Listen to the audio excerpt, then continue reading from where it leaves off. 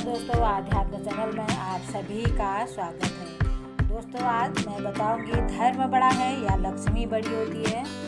आज इसकी एक कहानी बताऊंगी, आध्यात्म से जुड़ी हुई है। एक बार धर्म और लक्ष्मी में बहुत बहस हुई। धर्म बोलने लगे कि श्रेष्ठ कौन है। लक्ष्मी बोली मैं हूँ। श्रेष्ठ बोला मैं हूँ। दोनों स्वर्ग के राजा इंद्र के पास गए। इंद्र ने उनसे पूछा कि आप दोनों आज अचानक मेरे पास कैसे आ गए। तो तब धर्म ने कहा कि मैं बड़ा हूँ या लक्ष्मी। तो दोनों कहने लगे, हे देवराज इंद्र, धर्म यह मानने को तैयार नहीं है कि सबसे श्रेष्ठ हूँ, क्योंकि बिना लक्ष्मी के जीवन का कोई मूल्य नहीं होता। तभी धर्म ने कहा कि हे देवेंद्र, धर्म के बिना जीवन का भी कोई औचित्य नहीं है, इसीलिए मुझे लगता है कि मैं ही श्रेष्ठ हूँ। अब हम चाहते हैं कि आप हमारा न्याय करें और बताएं कि हम दोनों में कौन श्रेष्ठ है। देवराज इंद्र धर्म संकट में पड़ गए। अब उन्होंने सोचा, अगर मैं बताऊं कि लक्ष्मी श्रेष्ठ है तो धर्म नाराज हो जाएगा, धर्म श्रेष्ठ है कहूँ तो लक्ष्मी नाराज हो जाएगी। अब मैं क्या बोलूं। और उन्होंने सोचा कि मुझे अगर मैं सोचने लगे। उन्होंने बहुत सोचा इसके बारे में, तो उनको कोई हल नहीं मिल पाया और उन्होंने दिमाग लगाया। आखिर में उन्होंने दोनों से कहा कि एक धरती में कोई ऐसा इंसान है जो मुझसे भी ज़्यादा न्यायप्रिय राजा है। वो न्याय करने में बहुत ही सक्षम है। उस राजा के पास चलते हैं। तो उन दोनों को लेकर इंद्र वहाँ चले गए और उनसे अपना न्याय करवाने लगे। वह आप दोनों का बड़े अच्छी तरीके से सफलता से न्याय कर देंगे। उन्होंने ये सब उनको बोला और उनकी बात मानकर लक्ष्मी और धर्म दोनों पृथ्वी लोक पर आ गए और राजा विक्रमादित्य के पास आ गए। तब राजा विक्रमादित्य से बोले, ठीक है, पहले आप दोनों यह बताओ कि आप अपने आप को सर्वश्रेष्ठ क्यों मानते हैं, क्यों समझते हैं कि हम सबसे श्रेष्ठ हैं। तो आप दोनों की बात सुनकर ही मैं यह बताने में सक्षम होऊंगा और तो कि तुम दोनों में कौन सर्वश्रेष्ठ है कौन नहीं है। तो लक्ष्मी जी ने कहा कि धर्म कहता है मैं श्रेष्ठ हूँ और मैं कहती हूँ मैं श्रेष्ठ हूँ। तब राजा विक्रमादित्य के सामने ये सारी बातें रखी गई। तो लक्ष्मी जी बोली कि हे राजन, यदि मनुष्य के पास मैं नहीं रहूं तो उनका कोई जीवन अर्थहीन हो जाता है, इसीलिए मैं खुद को बड़ी मानती हूँ। धर्म बोला, हे राजन, लक्ष्मी के बिना तो कोई धर्म नहीं है। मैं धर्महीन होने के बाद मनुष्य के जीवन का अर्थ समाप्त हो जाएगा, इसीलिए मैं सर्वश्रेष्ठ हूँ। लक्ष्मी जी और धर्म ने अपनी अपनी बात राजा विक्रमादित्य के सामने रखी। लक्ष्मी जी बोली, हे राजन, अब आप ही हम दोनों का न्याय करें और बताएं कि हम दोनों में कौन श्रेष्ठ है। अब राजा विक्रमादित्य बहुत विद्वान थे। वह समझ गए कि यह एक अत्यंत कठिन परीक्षा है। ये न्याय करना इसमें बहुत मुश्किल होगा, क्योंकि एक तरफ तो माता लक्ष्मी थी, वो तो श्रेष्ठ अपने आप को बता रही थी, और दूसरी तरफ धर्म था जो विरक्त हो जाएगा अगर उसको बुरा बताया, छोटा बताया। तो यदि मैंने धर्म श्रेष्ठ नहीं बताया तो धर्म चला जाएगा, मुझ समझो सब कुछ चला जाएगा, इसीलिए मैं धर्म को ही सर्वश्रेष्ठ बताऊंगा। आखिर में उन्होंने दोनों से कहा कि मेरे ज्ञान के अनुसार धर्म ही सर्वश्रेष्ठ है। धर्म के बिना जीवन का कोई अर्थ नहीं रह जाता। एक बार यदि लक्ष्मी न भी रही तो भी हम काम चला लेंगे, लेकिन राजा विक्रमादित्य के इस न्याय से माता लक्ष्मी उन पर क्रोधित हो गई और उनका सारा राज्य और धन वैभव सब गायब हो गया। अब विक्रमादित्य दर दर के भिखारी हो गए। ऐसे में उन्होंने अपने राज्य से जाने ही उचित समझा और विक्रमादित्य अपना तलवार निकाली, घोड़े पर सवार होके वो दूसरे राज्य को निकल पड़े। वहाँ से निकलकर वह एक नदी के पास पहुँचे, जहाँ पर उन्हें भूख भी लग रही थी और प्यास भी लग रही थी। तो उन्होंने सोचा कि नदी के कुछ मछलियाँ पकड़ लूँ और उन्होंने नदी से कुछ मछलियाँ पकड़ी और उन्हें नदी के किनारे पर वो रखते गए। तो उन्होंने सोचा कि स्नान कर लूँ, उसके बाद में इन मछलियों को खा लूँगा।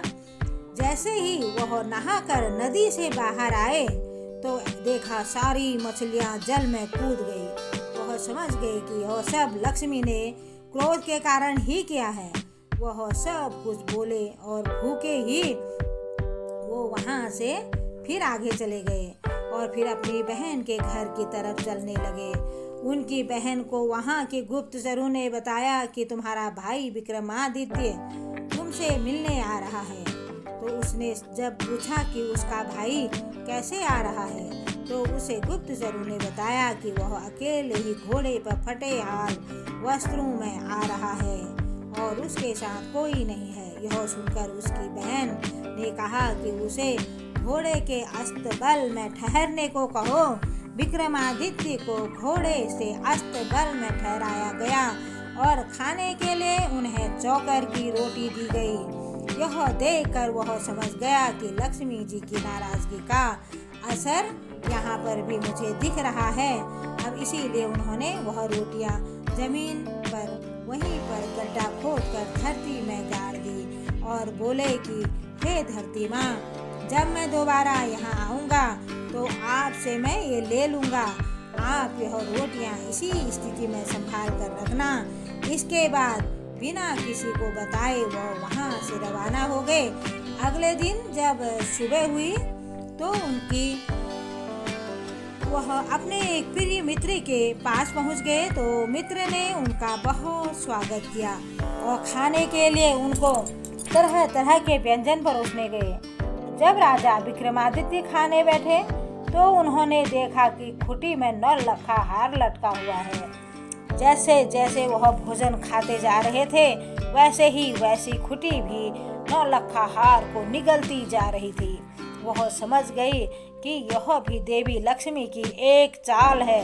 जब उनके मित्र की पत्नी ने खुटी से हार गायब देखा तो उसने विक्रमादित्य पर चोरी का आरोप लगा दिया। विक्रमादित्य ने अपनी सफाई में कुछ भी नहीं कहा और उनको पता था कि लक्ष्मी ने ही ये सब किया है। उनका मित्र जानता था कि विक्रमादित्य ऐसा कभी नहीं कर सकते, इसीलिए उसने अपनी पत्नी को समझाने की बहुत कोशिश की, लेकिन वह नहीं मानी। अब विक्रमादित्य वहाँ से चल पड़े, दूसरे राज्य में पहुँच गए। लगातार यात्रा करने के कारण वह थक गए थे, इसीलिए उन्होंने किसी वृक्ष के नीचे थोड़ी देर आराम करने की सोची। जब वह पेड़ के नीचे बैठे थे तो थकान के कारण कुछ ही देर में उनको नींद आ गई। इसी दौरान वहाँ के राजा के यहाँ किसी ने चोरों ने वहाँ पर चोरी की थी, तो वह धन लेकर भाग रहे थे। उनके पीछे राजा के सैनिक भी भाग रहे थे। सैनिकों के डर से भागते हुए चोरों ने वह धन सोते हुए विक्रमादित्य के पास रख दिया और आगे चले गए। कुछ ही देर में राजा के सैनिक भी चोरों की तलाश में वहां पहुंचे। सैनिकों ने जब देखा कि राजा धन विक्रमादित्य के पास पड़ा है तो उन्हें समझ में आ गया कि यही चोर है। वह उसको पकड़कर राजा के पास ले गए।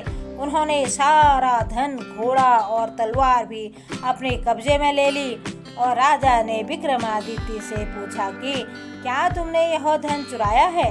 विक्रमादित्य ने कहा कि राजन, मैंने यह धन नहीं चुराया है, यह धन मेरा नहीं है, पर उनको अपनी बात की सत्यता को सिद्ध करने के लिए कोई साक्ष्य नहीं मिला। इसीलिए राजा ने सजा के रूप में उनके दोनों हाथ पांव काट दिए और उनको हुक्म दिया कि सैनिक ने उनके दोनों हाथ पांव काटकर और बाजार के बीचों बीच चौराहे में फेंक दिया।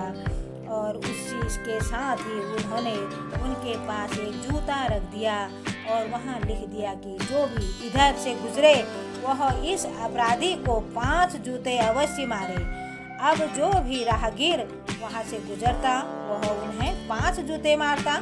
अगले दिन जहाँ पर भी राजा विक्रमादित्य घायल अवस्था में पड़े थे और वहीं से एक तेलीय राजा तेल निकालने वाला तेली गुजर रहा था।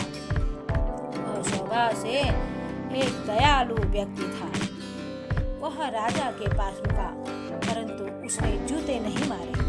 राजा विक्रमादित्य ने उससे कहा कि हे मित्र, मेरे पांव पर मक्खियां बैठ रही हैं, जो मुझे पीड़ा पहुंचा रही हैं। आप इसीलिए तुम मेरे जख्मों पर यह थोड़ा सा तेल लगा दो तो तुम्हारा बहुत ही उपकार होगा। तेली हंसा और बोला, एक तो मैं तुम्हें जूते मारने की सजा नहीं दे रहा हूँ और ऊपर से तुम मुझसे तेल की आशा करते हो। राजा ने उनसे प्रार्थना की तो उसने थोड़ा सा तेल उन विक्रमादित्य के पैर में लगा दिया। उनके जख्मों पर लगाने के बाद उस दिन जब वह तेल बेचने गया तो शाम तक तेल बेचने के बाद भी उसका तेल उतना का उतना ही रहा।